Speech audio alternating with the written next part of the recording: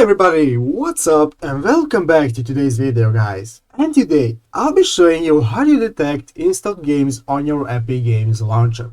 So yeah guys, make sure to watch this quick and easy video till the very end and follow my steps correctly, so you can make sure this works the same for you and that you can do this yourself. But yeah guys, let's get straight into it. The first thing you want to do guys is go ahead and open up the Epic Games launcher if you haven't already. After opening up Epic Games guys and logging into your account, you will be greeted by this main page right here where you can see all your installed games on your account and all the games that you can buy on the store. So guys, let's say this is the game that I have already installed on my PC but my launcher isn't recognizing it.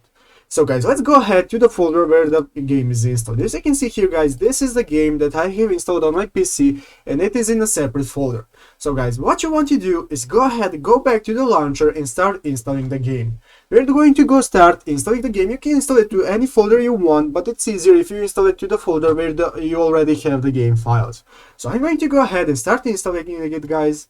And now when it starts installing, I'm going to go ahead and pause it. As you can see here guys, now currently it is installing it and downloading the game files. So guys, what we want to do now is go ahead and exit out the application by going right here in the bar and right clicking on the game icon and click on exit. This will exit out of the application, everything guys, and now as you can see it has created a new folder right here called Enter the Gungeon.